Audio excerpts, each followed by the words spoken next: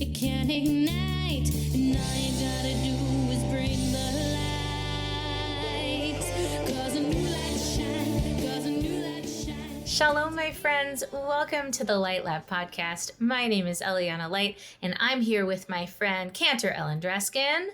Hello, everybody. And Rabbi Josh Warshawski is not here today. He's got a lot of nerve. I know. Where did he go? Well, he has a pretty good reason, which is just that he recently had a child. I was watching this morning, live streaming the covenant ceremony for Josh's new baby boy, older brother to Jonah, which is so sweet. I mean, maybe we can get him to talk about that when we do our our life cycle series, because it was so beautiful. I'm sure. Are we dreaming of what a lovely way to I was gonna say, what a lovely way to celebrate the Chag. Oh, seriously. And we can cut this out if he doesn't want us to put it in. But his son's name is Ziv, which means brilliance and spark and light. Isn't that beautiful? That's great. That's amazing. Ziv ha'olam. That's the phrase that pops up in my head. Brilliance of the universe. So big mazel tov to Josh and his whole family. And, come back to the pod whenever you want. We are going to have a very special guest later, which is my mom. So I'm very excited to have my mom on the podcast. It's going to be great. But Ellen, we'll start with our regular weekly question. And the question for us is, what is something that has been passed down to you? I have to say that the first thing that I think of is in terms of inheritance and passing down. And because we're now on our Shabbat at home blessings, I think of our family's candlesticks, big brass candlesticks. And they're the only thing that I know that I have that came from Eastern Europe and my great-grandparents. And so Shabbat always has a special place because of those candlesticks. But then I mentioned before we turned on the microphones here that this week while you and I are speaking, we're getting to the end of the book of Genesis and how all the children of Jacob get blessed.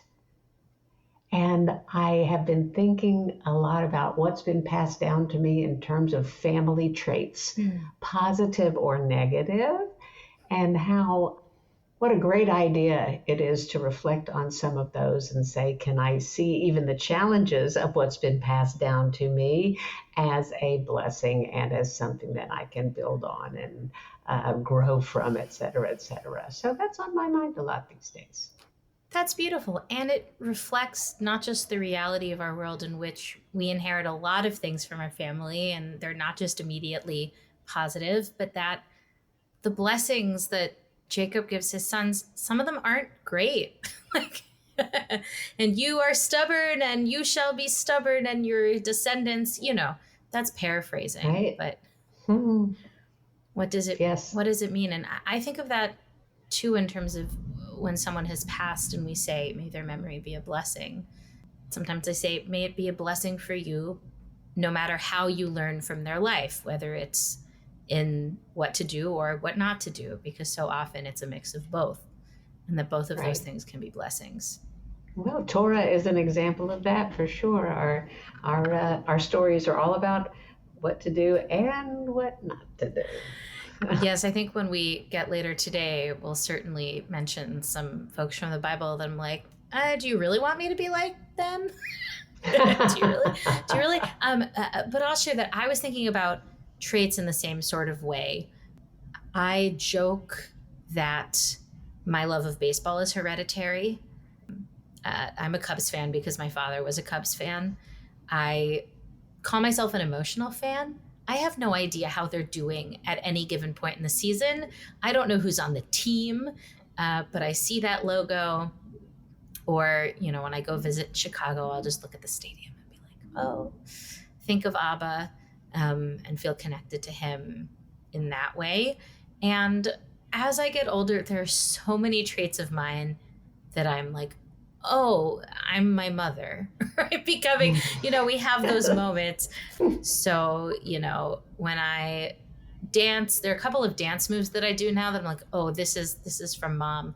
When I randomly burst out into song or sing old commercial jingles, she brought a lot of joy and whimsy, and I try to do that. We also, whenever we paused a movie or TV show, we put up our hands and go pause. You can't really see it, but my hands are like down, like little animal paws. Yes. So like pause, like I'll do that, like all of these things. But the older I get, the more I just appreciate that my mom just loves joy and fun and surprise and delight, and she knows how to be serious and cares a lot, and there are moments of joy. So I try to greet those moments where I feel like my mother with joy and not with, oh my gosh, I'm becoming my mother. Yes. Mm-hmm. And coming to you and to our conversation today as a parent and watching my own children who are now adults, and in terms of, oh gosh, did they really learn that from me? Or yippee, they learned that from me. And everything in between, I assure you. And everything in between. It really is. So, friends, we're talking about kiddos and families a lot because we've been on our sweet and cozy journey through Shabbat at home. It's really just been such a delight, especially in these dark days, to get to have a little taste of Shabbat. We're recording this on a Thursday, and even when I was researching this earlier this week, it's been so sweet. We lit the candles, maybe in your beautiful inherited candlesticks, and we sang Shalom Aleichem. And now it's time for blessings, particularly children's blessings, and as we'll talk about, family blessings, or whoever else is around your table, even if it's just you. Blessings for you. Back in episode 43, we talked a little bit about the priestly blessing, which is a part of this. So if you want more on that, you can listen to episode 43. But we're going to start with the particular children's blessings, the traditional ones, and then we'll see what happens from there. But first, just a little bit about how did this tradition come to be to bless children and families on Friday night? Mm-hmm. Wow.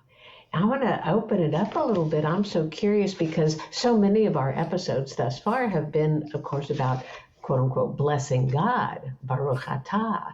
And now all of a sudden, and even the Yivarechecha was God saying, here's how you're going to bless the people. And this one is so human that I'm curious about that aspect of one human being just outright blessing another human being.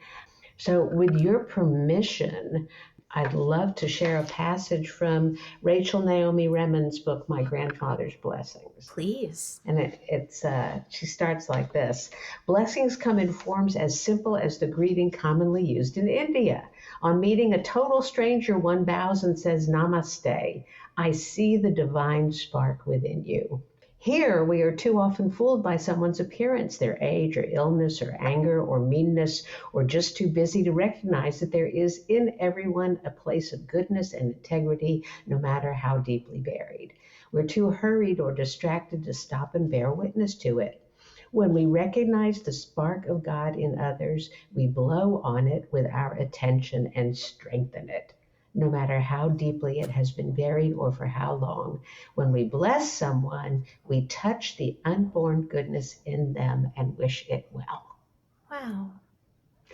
And I so like that idea of that, here's what I see in you. Here's the flame that I know is there that I'm fanning. I don't know if that does anything for you, but I find it very inspiring. It really does, in that so much of blessing, whether it's divine directed or human directed, is about attention. That's the beauty of it, is I'm taking this time and I'm directing my intention and my attention at you and my hope for you, whatever that hope might be. Because I think often the challenge goes the other way, which is, okay, if you sneeze and I say bless you, or if I can hope for another person that their life be good and send them blessing, But actually, blessing God is challenging. Blessing God is like, what does it mean that God needs my blessing? I know we talked a little bit about this back in our Baruch Atah Yud Heh Vav Heh episode, but I just taught a class about blessings, and so it's been on my mind. Because even when we do that hoping or that asking, okay, we want their lives to be better. What is the force that could come in and make their lives better? Or when the Kohanim, the priests, bless the people, then in the next verse, God says, and that is how I will bless the people. And it's like, well, no, you said that the priests were going to bless the people, but that it's all kind of this cyclical, that it goes through us and through some sort of divine process to come out in the world. And what I experience in the moment, though, is actually somebody taking the time to fan my spark, to say, I see something in you, or I'm responding to what a need I hear from you, and I care, and I'm hearing this for you, and I'm wishing this for you. And it is a most human God compassion triumvirate going there for me. It really is. I'm thinking of times where, it is said that on your birthday, you have special blessing powers, or, traditionally it's said that a bride before her wedding has special blessing powers, and times in my life where someone has given me a blessing when in that intentional space. And that's what it is, right? It's that attention and that intention that's so powerful. So why children on Friday night? Found a couple of interesting things. First, in this book, A Day Apart, Shabbat at Home, I basically inherited my family's entire Judaica library. And that's a story for another time, is how all of those books ended up in my tiny office in New York when I thought I had one box of books coming, and I got a dozen boxes of books. So sounds like an abundance of riches to me. Exactly. Now that they're in my house and on shelves, and I don't live in New York City anymore, it's very helpful. And I can be like, oh, I have this book I've never opened. So according to this book, it became a custom starting in the Middle Ages for parents to bless their children before Kol Nidre, thinking about our mortality, what's going to happen for us. I want a good year for me, what's going to happen to me, and I want a good year for you, children, what's going to happen to you. Another kind of high holiday specific thing like the Aleinu that's ended up happening all the time, what it means to take it out of that time context. And that even, the idea of, for those who aren't familiar with it, the idea that Kol Nidre is a rehearsal for our own death, and that we might not even come out on the other side of Yom Kippur alive. Of course, thank goodness we do. But that at that face, like you say, faced with my own mortality eventual, but even right now, what do I hope for? What do I wish for my children? I found it very powerful. I had not heard that before. And yes, and now I guess at any given moment, we don't know what's going to happen next. So why not spread the blessings to our loved ones in any way and in any moment that we can. Right. And so it's understandable that a beautiful family blessing like that migrates into Shabbat. There's a page from Congregation Adath Israel. We'll share this in the show notes. The Sefer Ma'avar Yabok, which I'd never heard of, notes that you should bless your children on Friday night because, first of all, the power of the Satan is diminished on Friday night. The power of, one might say, the accuser or the bad forces in the world. Additionally, there's just, they say the Tzinorot, the pipes of bountiful blessing are open at that time. And that sometimes parents are frustrated with their kids. And so if has that ever happened to you? It's so strange. No, but to say we kind of start off Friday night in a blessing way so that hopefully the rest of the time can be full of love and spirit. And also notes in the Sefer Ometz Yosef that maybe after we've done Kabbalat Shabbat and Friday night prayer, we're already feeling that spirit, we're feeling that love, and that's a good time to share blessings. I love that idea that this is part of the practice of just immersing oneself more fully into Shabbat. Coming home from Tefillah. I'm thinking of the two angels that we already blessed and that mentioned in a previous episode that come home with you, and that Satan image comes up for me of the one. If you're not in a blessing mood and your home isn't filled with the blessing of Shabbat, then the quote unquote evil angel will need to say, so mooted to be next Shabbat as well. But if we come home and we're filled with blessing and and love for our family and are in the mood to bless our children, then bring it on. Yeah. Right?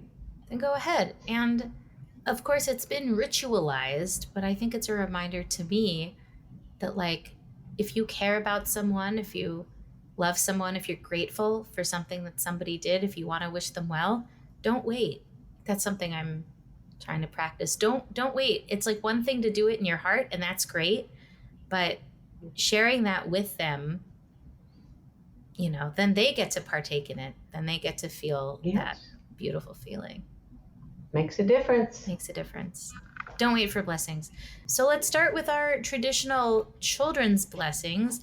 Ellen, would love for you to read the Hebrew of that out loud. And we can see how that feels. Okay. Well, it goes back to Torah. So these are quotations, at least the first line, straight from a Torah portion. And we will acknowledge right out of the gate that this is not gender sensitive.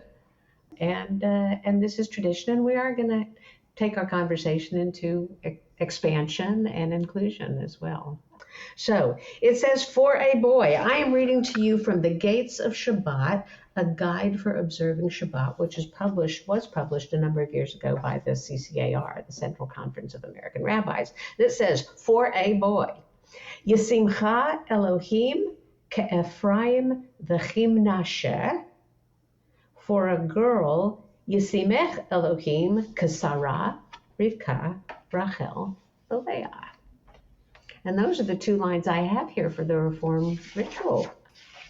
Those are the two lines I have in all of the variety of Friday night books and ventures that I have strewn across my desk. What translation do you have there? The translation says, it's interpretive, I gotta say. May God inspire you to live in the tradition of Ephraim and Manasseh, who carried forward the life of our people. And the same thing for young ladies. May God inspire you to live in the tradition of Sarah and Rebecca, Rachel and Leah, who carried forward the life of our people.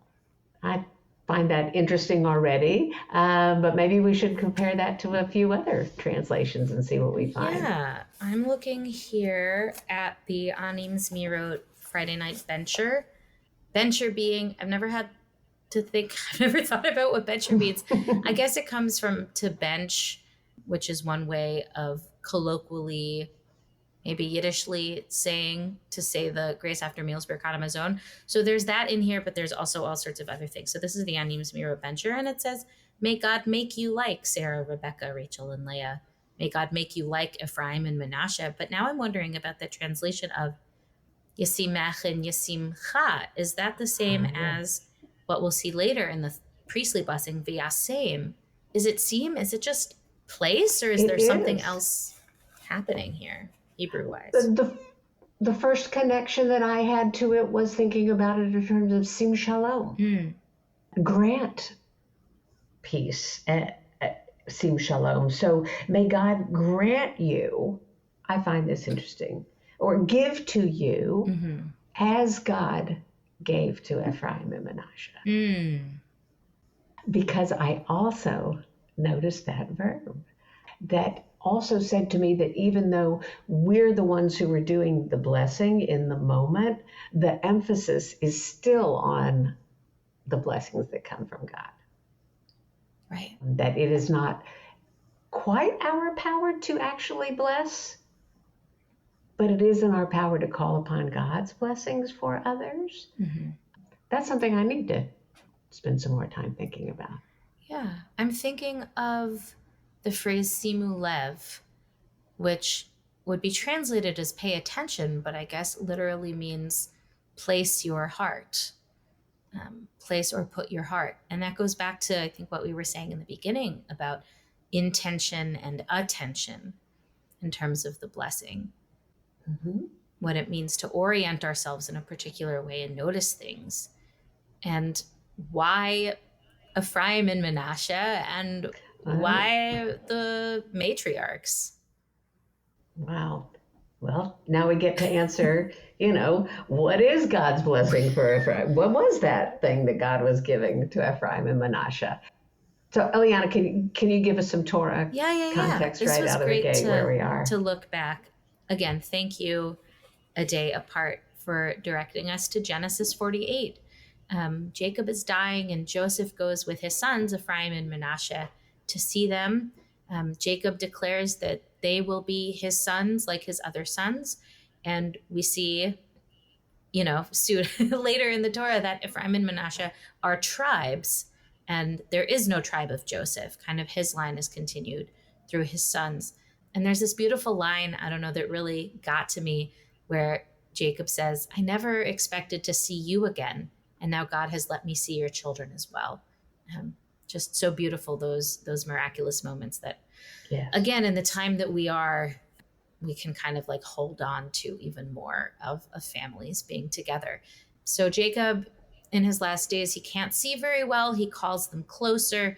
And Joseph tries to maneuver Manasseh to the right and Ephraim to the left, but Jacob crosses his arms and makes a big show in the story about, and he was here and he was here, and he crosses his arms. So Ephraim is now under the right hand, and Joseph is like, you've got it wrong, Father. And Father was like, no, I meant to do this because the younger, Manasseh will do fine, but like Ephraim will overtake Manasseh. And we just see this over and over again in Breshit, right? And the younger will serve the older, and the younger will overcome the older. This happens all the time.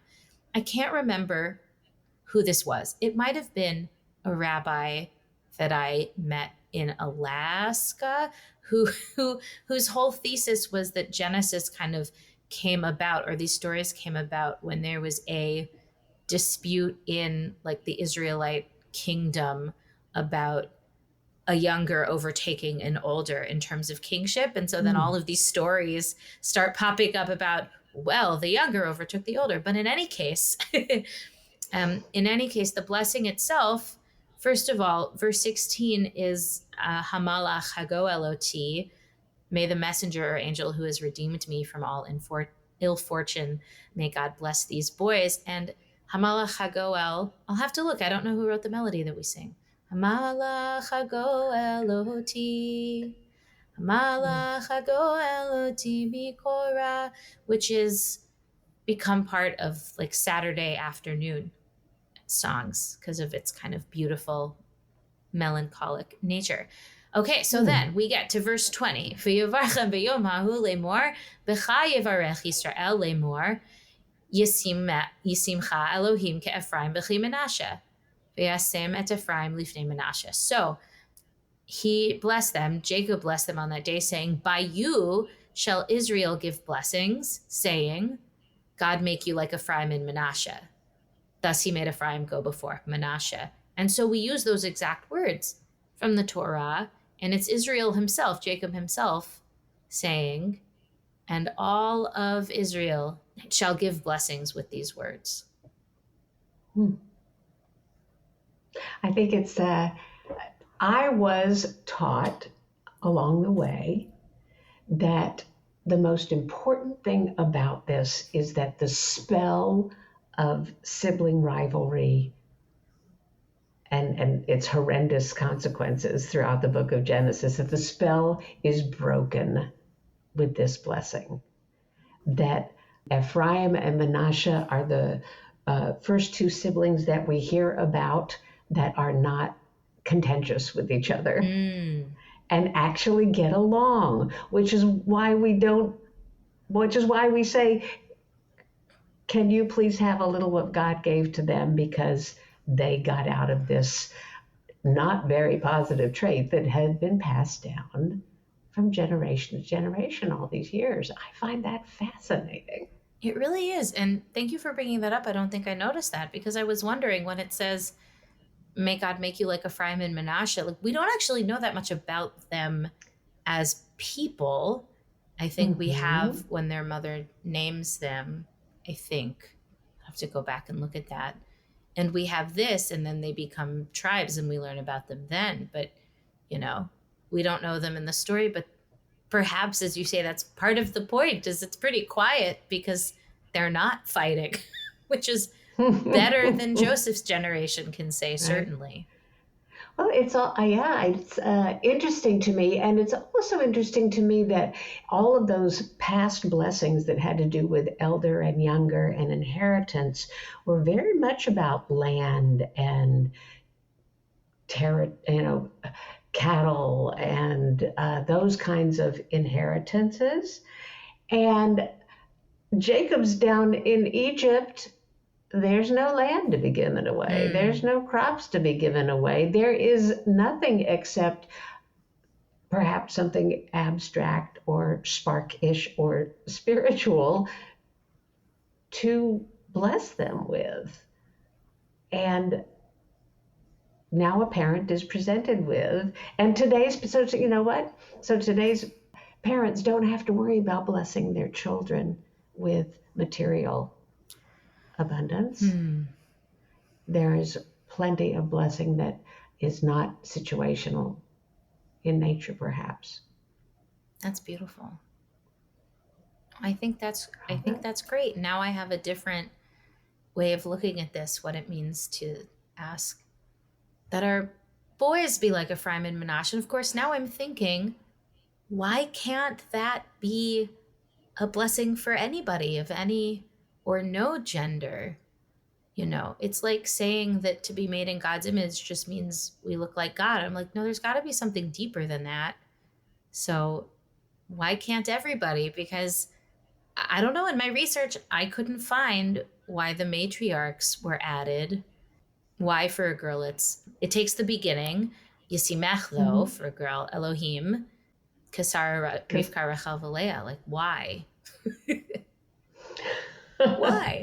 And I don't know, have we come upon yet in our Jewish story female compassionate strong sister bonds?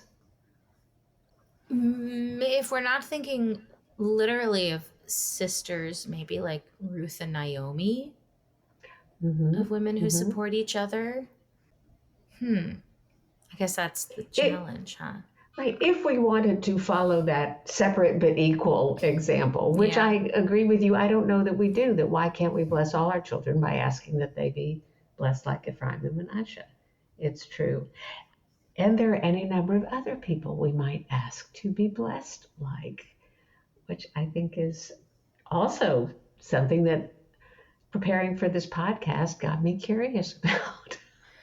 Right. When I was looking for kind of non-binary or any gender versions of these blessings on Everyday Jewish Mom, and we'll share this link, they just put everybody together.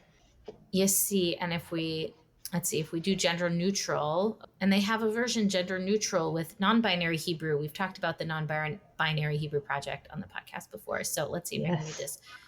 Yisimche Elohim Kesara. Well, actually, it says Yisimche Adonai and not Yisimche Elohim, which is interesting.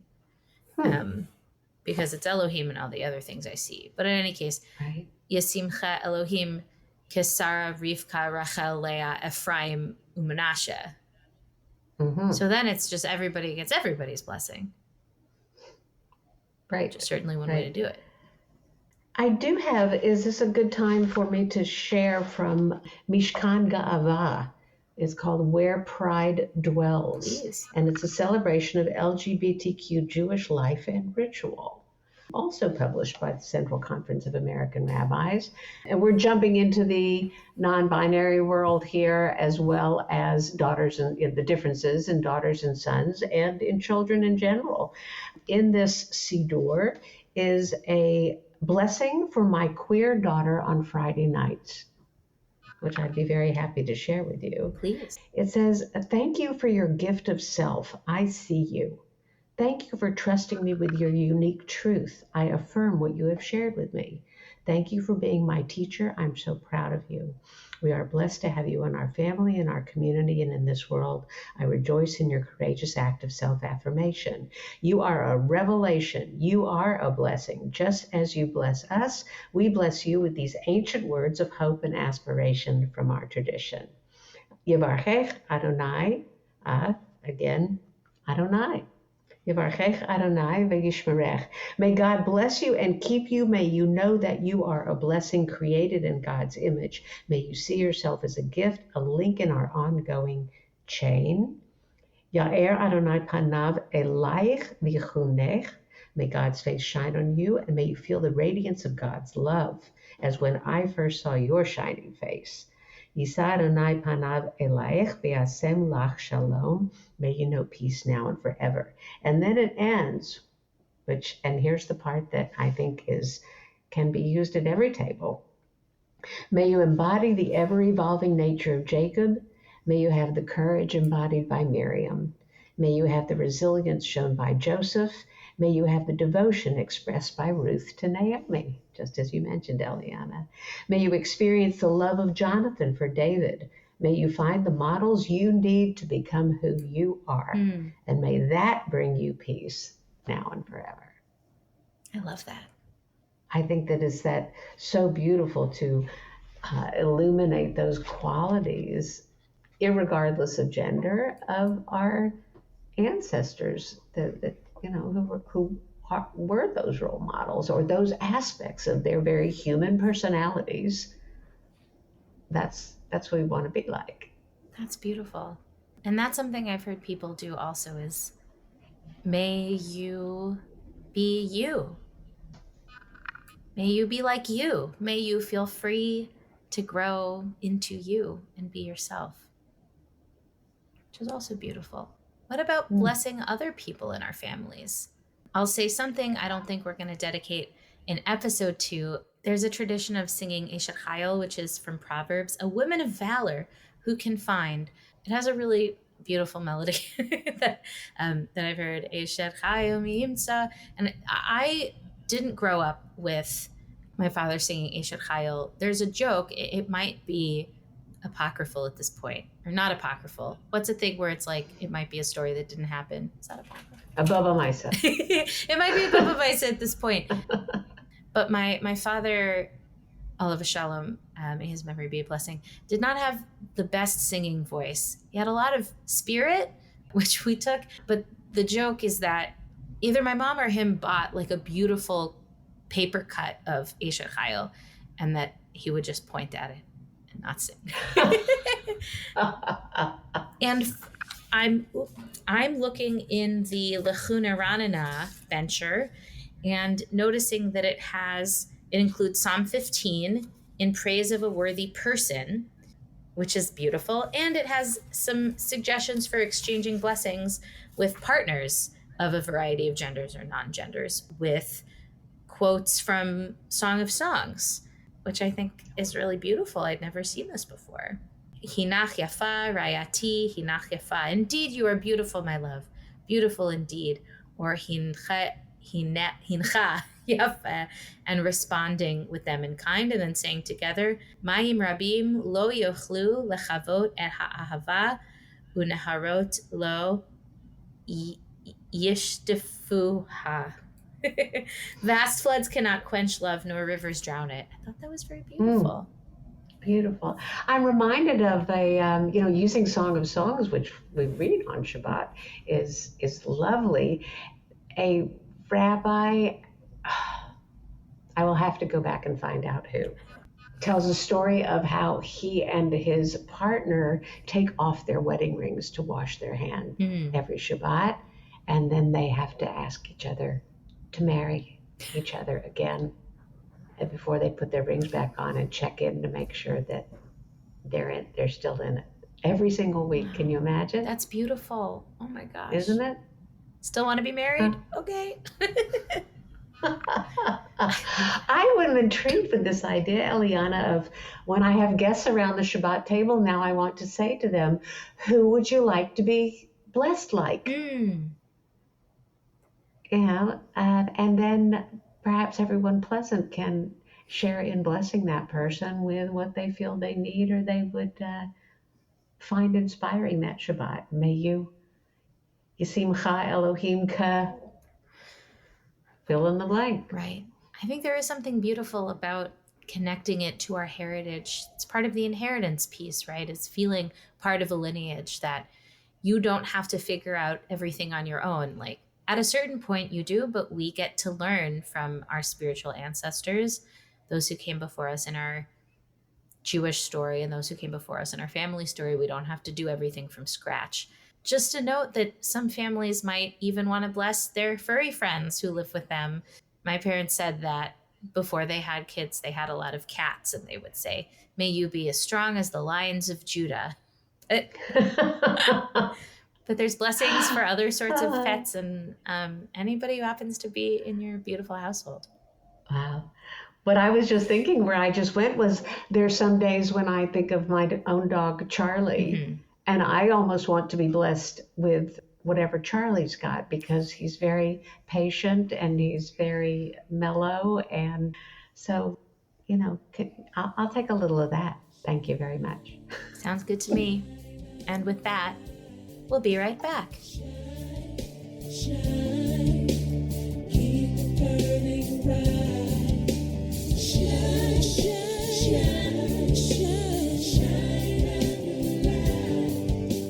shine, shine. Welcome back, everybody. Time to look at the second component of our family blessing, which is, as we said before, the priestly blessing, the threefold blessing, however we want to call it. I'll read that Hebrew again. Here I'm reading from Seder Oneg Shabbos. This is another wonderful bencher. I'll show you, Ellen, and maybe we can figure out a way to show our audience. There's beautiful kind of collages, illustrations on every page. It's really a very beautiful bencher. Okay, it says, Yivarechecha Adonai v'yishmerecha, Ya'er Adonai panav elecha v'chuneka, Yisa Adonai panav elecha v'yasem lecha shalom. May Hashem bless you and protect you. May Hashem's presence shine on you and be gracious to you. May Hashem be present with you and bring you peace. Amen. Amen. And of course, there are many different translations of this, and we go over some of them together in our past episode. But I'm wondering what it does to take this from the liturgy of the Amidah. 'Cause there's a difference between reading it to yourself if you're doing a silent Amidah, hearing it aloud if there's a repetition happening, duchanin, which is the process in some more traditional spaces of people in the community who are kohanim, saying the words in front of everybody under their talitot. Maybe everybody's kind of closing their eyes and receiving those blessings, and taking that and putting it in the home. What does anything change? What's different? I'm thinking about, I believe it was just the last episode or a couple of episodes ago when we started our Shabbat at home blessings, and we talked about our table, our home, specifically our table as Mikdash Ma'at, as a little Mishkan. And so taking the blessing of the high priest for all of the people, in the large sanctuary and bringing it to our Mikdash Ma'at. And in a way, if it's not sacrilegious, the parents or the elders around the table do become like the Kohanim. And there's something that you put in our notes, Eliana, that makes me think there's a problem with that. So I really want to hear more. Yeah, in some of the things I found, and we'll link to a particular source sheet. Of course, Sefaria is so helpful in building these episodes. There was a machloket, a disagreement, or some rub that comes up, which is that it is against halacha, against Jewish law, to impersonate a Kohen, to do things that a Kohen would do if you are not a Kohen. And so saying these words that are said specifically in the Torah, and you, Aaron, and your sons, the Kohanim, will bless the people with these words, in particular, the action of putting your two hands on your child, which putting your hands on heads is perhaps part of the embodied nature of this, certainly a tradition, that means you're impersonating a Kohen. And there's different rabbis throughout looking at this practice who try to make it okay. One of them says, only do one hand, don't do two hands. But basically the conclusion was that, oh, it's fine. But that idea of impersonating a Kohen is something I hadn't thought of before. But now, based on what you said, I'm thinking it more like in miniature, right? Mm-hmm.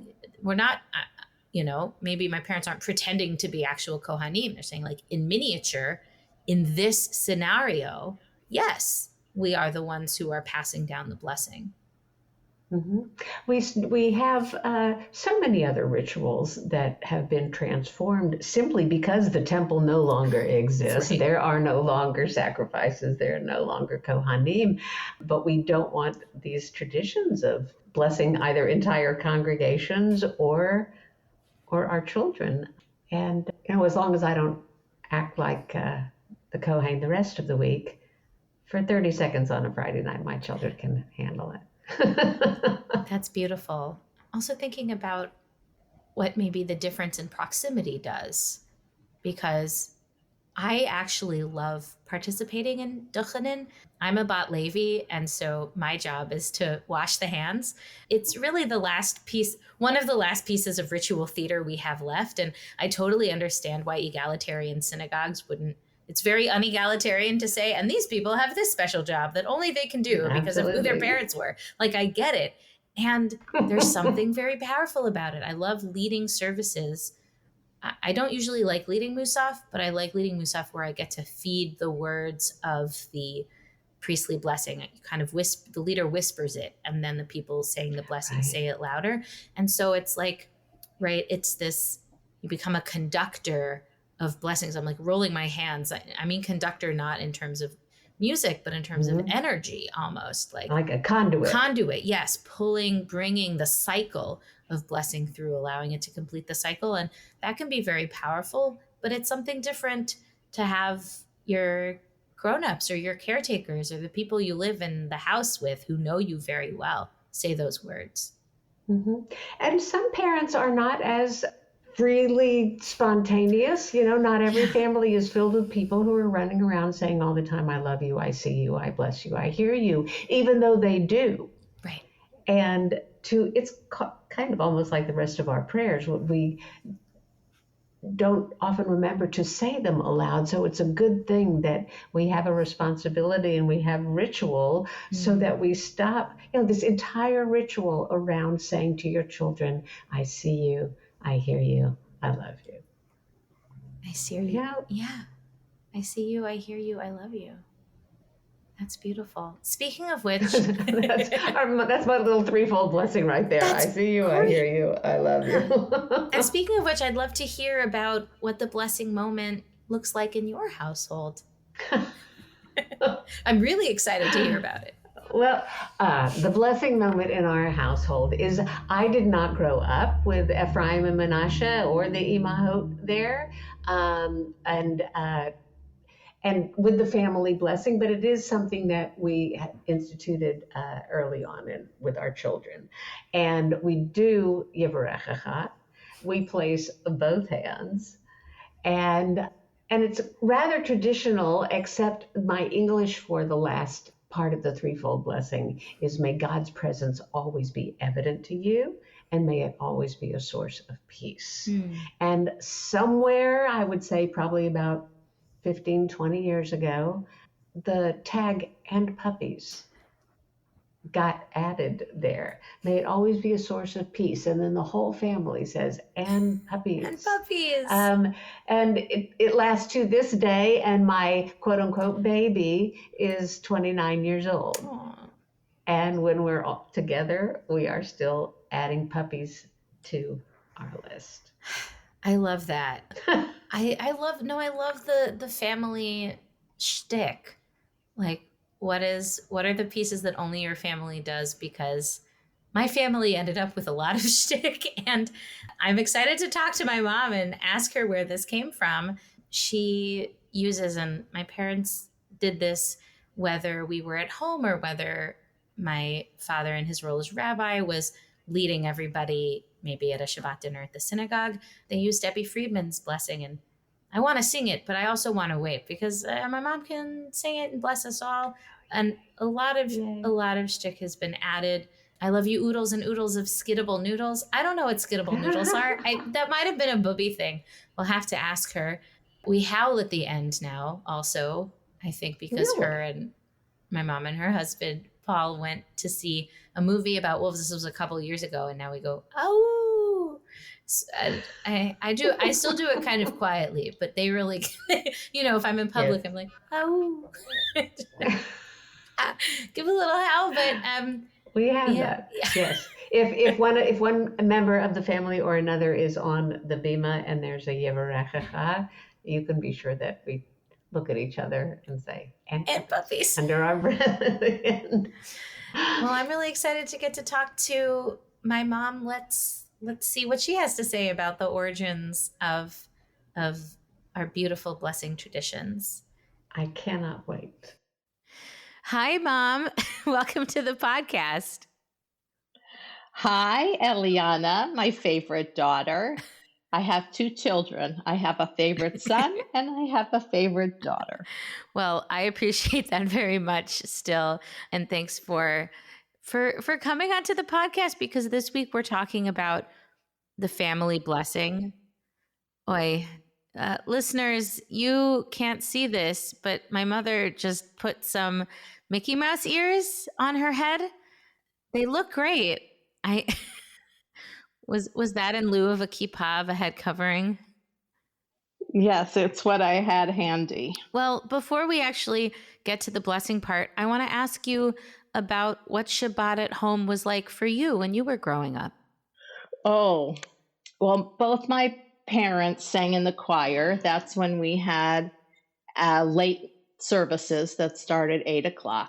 So we would get our undergarments on and wear a robe, have matzah, have chicken soup so that we didn't have anything too heavy because they were going to sing, and run out the door. And that's how I thought everybody had Shabbat dinner. It's in their bathrobe. Of course, we think the way that we grow up is the way that everybody does it. I know that was certainly true for me. Like, oh, every family has a bajillion people over every Friday night, and every family sings all the songs they know from the B'Kol Echad bencher with the songs in it until 11 at night, and does the one-line version of the grace after meals and kicks everybody out of the house. I'm wondering from that to kind of the way that I grew up with Shabbat at home, there is a wide gap, and I'm wondering, like, how did our particular family tradition evolve? Well, in college, I got involved in Hillel and organized a number of potluck Shabbat dinners with Brandeis Bardeen alumni. That was one of my jobs at Hillel. And having been to BCI to see where you do sit and you sing after Shabbat and adding in all the blessings, including the Birkat Hamazon and everything, that's something I just really loved. What about it? What did you find meaningful about Friday night in particular? I love to sing. I love to sing the Zmirot. I love to be around people. So chance to stop from the workday and connect with other people. And I loved doing Shabbat, and I loved doing it with other people. I did try to do it on your own. I tried to do it by myself, and it's very lonely. Mm-hmm. You really need those other people around to really feel a great Shabbat experience, to feel elevated, to be different than the rest of the week. Mm-hmm. Were you thinking about how you would do Friday night blessings at home before you had kids, or was that something, especially the family blessing part, that developed after I made you a mom? Well, at the Shabbat table before children, we had cats. And so we had a special blessing for the cats.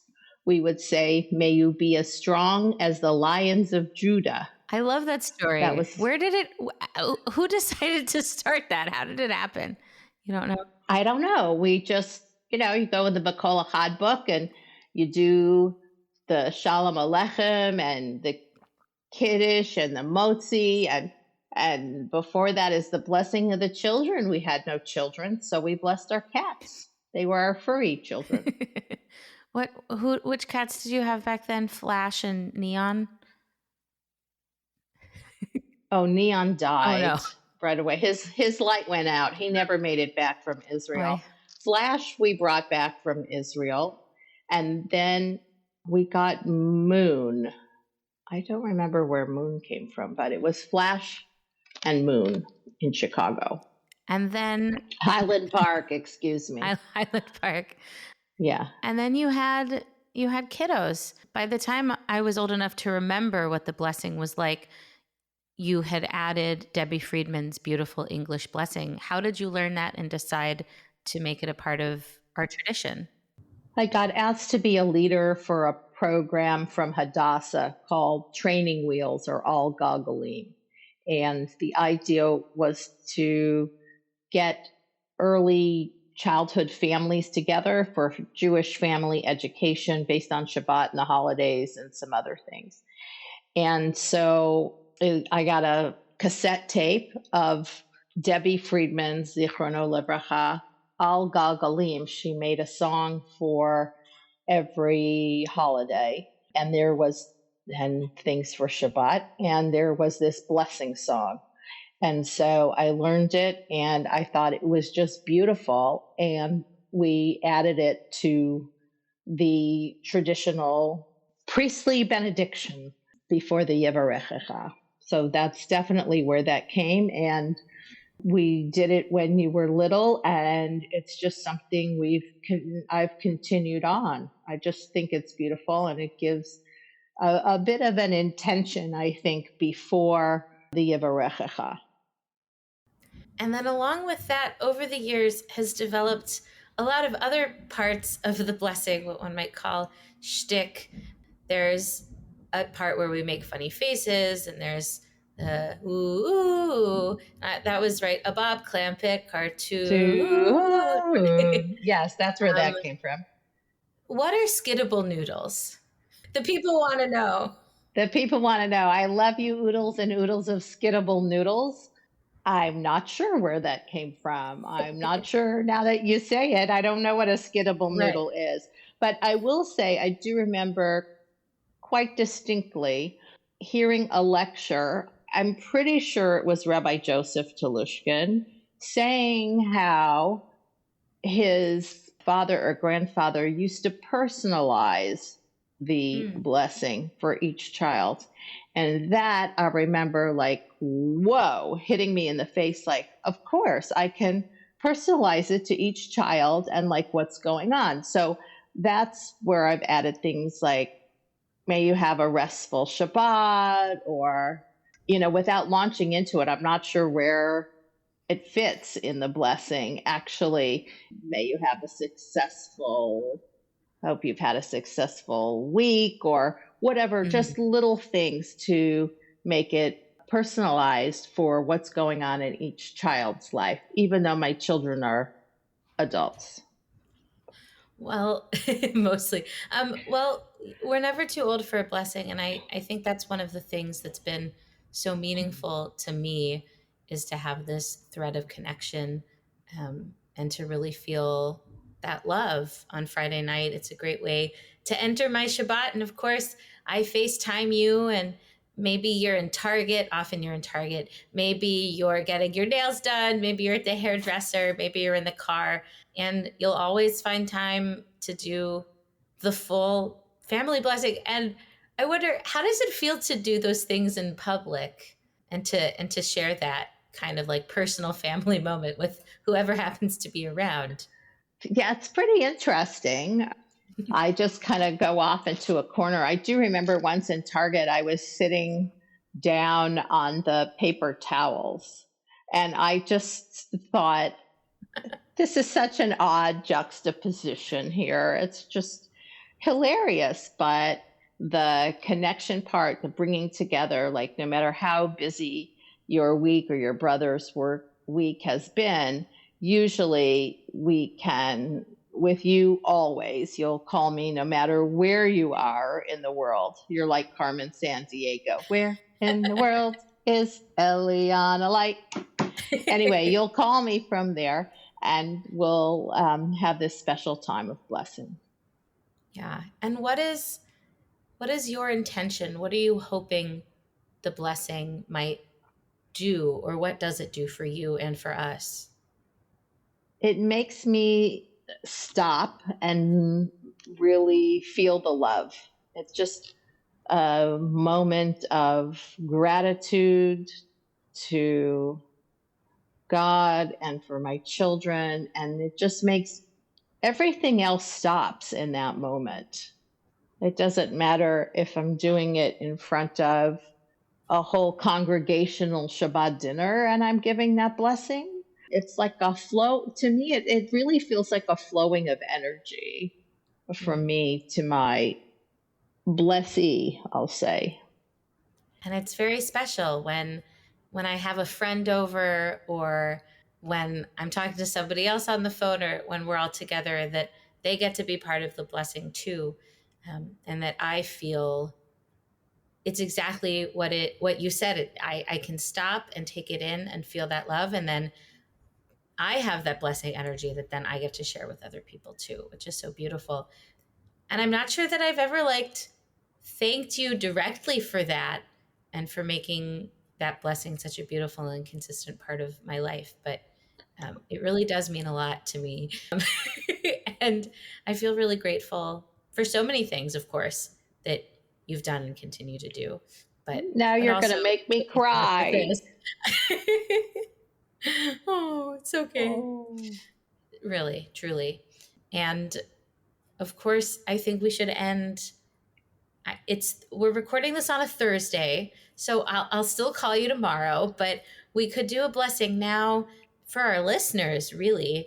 And just a note, friends, there is a point at the end. This, I think, is the last piece of shtick that evolves, because you and Paul saw a movie called Wolf Walkers. It was an animated movie called Wolf Walkers, and hence what happens at the end.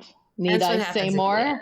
Okay, I'm just that has become the part that I'm the most timid about when I'm in public.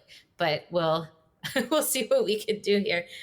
But yeah, friends who are listening, if you're in a place where you can stop and take a breath, or just ready yourself for a blessing moment. May God bless you and keep you every moment, every day. May God smile at you and fill your heart in every way. May God help you find the goodness and the beauty, and may everyone enjoy this podcast in everything you do. May you be blessed with peace from above. Yisimech Elohim Kesara Rivka Rachel V'Leah. Yevarechecha Adonai v'yishmerecha. Ye'er Adonai panav elecha v'yichuneka. Yisa Adonai panav elecha v'yasem lach shalom. V'yasem lach shalom. Love you, oodles and oodles of gluten-free skittable noodles. Woo! Oh. Thanks, Mom. I love you. I love you so much, sweetheart. And with that, we'll be right back.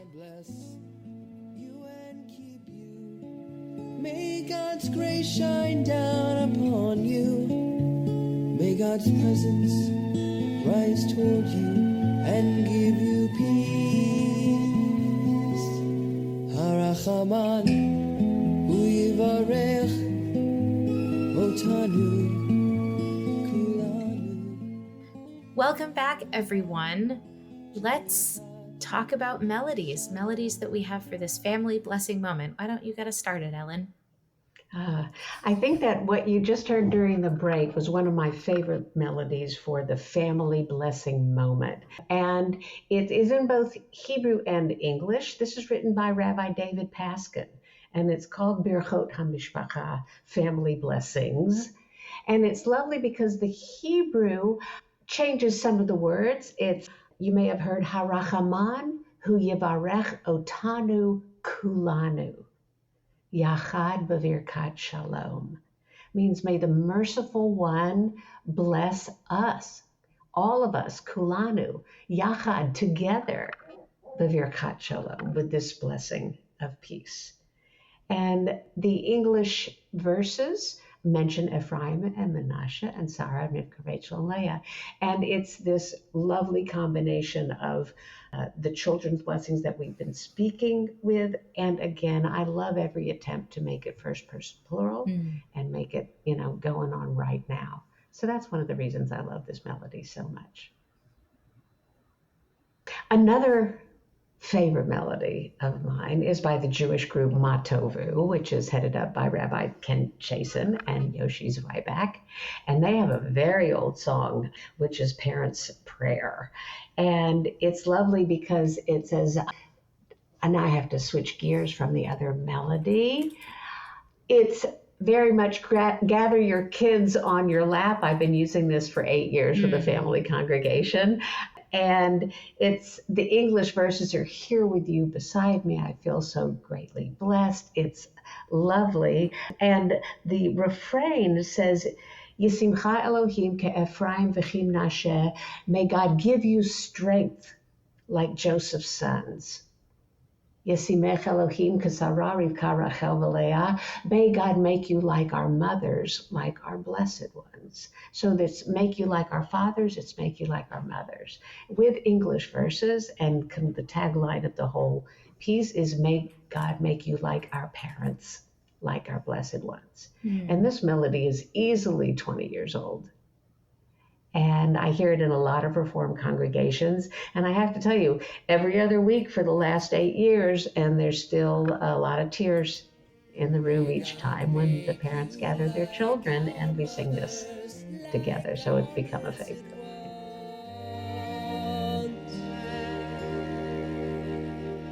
May God make you like our parents, like our blessed one. Those are so beautiful. I love, even though we've been talking about a home ritual, whenever I get families, especially with little kiddos together, I gotta do a family blessing just to be able to facilitate and hold space for that special moment within families that we get to have together. And I always want to use Dr. Emily Aronoff's family blessing. It's very special. In the first verse, the grown-ups, the caregivers, repeat after the leader and bless their kiddos. But then in the second verse, the kiddos get to repeat after the leader and bless their grown-ups. And when I'm in the sweet spot where there are like enough kids over 5 that can actually, when I say, and if the kiddos are too young, then they're blessing you in their heads and their hearts. Like, right, we want to include everybody. But when I'm in a place and I sing, you are a blessing, and I hear, you are a blessing, it's just the most beautiful sound in the whole world. And sometimes the adults will try to sing along, and I'll be like, no, just the children. Let the children sing it. Yeah. Well, and how empowering for the children to have the ability to bless when you can barely form the words. You can see the effect on your parents' face. It's miraculous. It's marvelous. I actually want to tell a quick story that this is reminding me of, and then we'll play a little bit of the song. If we have time, we can cut this out if not. But one of the times I was leading a Tat Shabbat at a synagogue I was working at, we had gone a long way to planning the service and planning everything so that people were really in it and paying attention. When I first started there, it was really raucous and loud, and the grown-ups were talking in the back. And after my first service, I asked my friend who used to lead them, what do you do when it gets wild like that? And they said, well, we just turned the microphones louder. I was like, oh, we have different we have different goals and aspirations for the space. So anyway, I'd been working with them for a while, and we were at a place where most everybody was paying attention except for these two parents who were talking to each other, and their little kiddos were sitting on either side. And I did all the song leader tricks. I said at the beginning, this is a time for families to be together. Thank you for being present. I looked at them, I gave them the eyes. I took my guitar and walked right up to their row in the chapel and sang at them. Yeah. And they were still talking. And after all that, it was like, okay, you know what? I've done what I can. The kiddos are having a nice time. I'm going to let it go. And then at the end of the service, I do Emily's family blessing. They're still talking. And when I get to the point where I say, and if you would like, you can put your hands on your children's heads, you see one of the little girls grab her mother's hand and place it on her own head. She's just quiet and stoic the whole time. And the mom shakes it off. She's still looking the other way. Oh. I know. But this little girl is not deterred. She picks up the hand, her mom's hand, puts it on her own head. And suddenly it was if this mother like awoke from a dream. She like snapped her neck around. She looked around the room and she started to cry.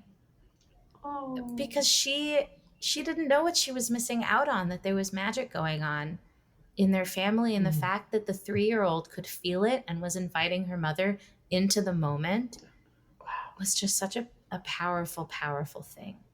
I don't think I'll ever forget that. And we can play some of Emily's here. Every day. When you care for me. Help our family. I'll love you and keep you. I'll hug you and kiss you. Welcome back, everyone. As usual, we're going to end with just a little moment of blessing, if you will, a little moment of being. If you'd like, and you're in a place where you are able to, you can sit up a little taller in your chair, stand or lie down in a way where you can feel yourself connected to the earth. You can straighten your spine, imagining it a sacred ladder between heaven and earth to heaven. You're invited to relax your shoulders away from your ears, relax your face, lay your arms fall to your lap, and just start to follow the pattern of your breath in and out, and in and out. Letting your breath be a conduit to presence, a doorway into this very moment right now. And I invite you with each breath to think or place the intention in your mind. You are a blessing. And I invite you to imagine someone who is close to you, in your family, in your friends, in your community, who you would like to send some blessing to. And imagine you saying to them, you are a blessing.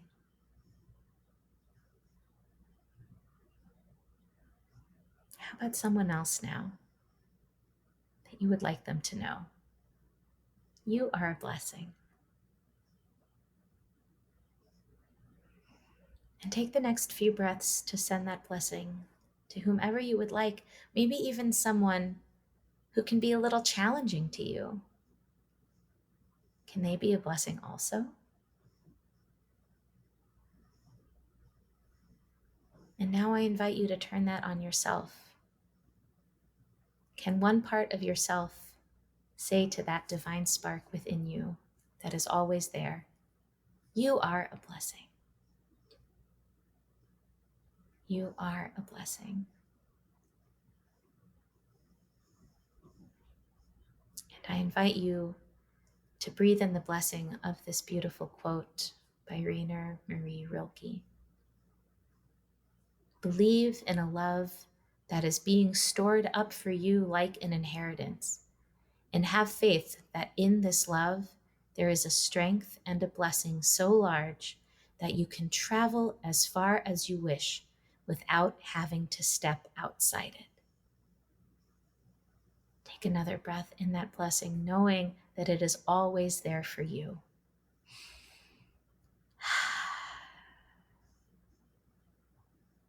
You are a blessing, Ellen.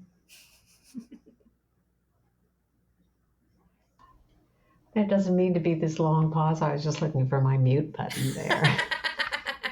You are a blessing. You are a blessing, Eliana. I have to say that, spending this kind of time with you. Josh, we miss you. Hurry back. And Eliana, what a pleasure it's been to talk through all of this with you today. It is such a blessing. Thank you, Ellen. Thank you, listener. You are also a blessing. Our podcast editor, Christy Dodge, is a blessing. And Yafa, who does our show notes, is a blessing. Go to lightlab.co for our amazing show notes. Our podcast producer, Rachel, is an incredible blessing. And again, so are you. Thank you so much for being on this journey with us. Find us on the socials. Connect with us. I hope you have, whenever you are listening to this, that your next Shabbat is a beautiful one, and that you may feel full of blessings.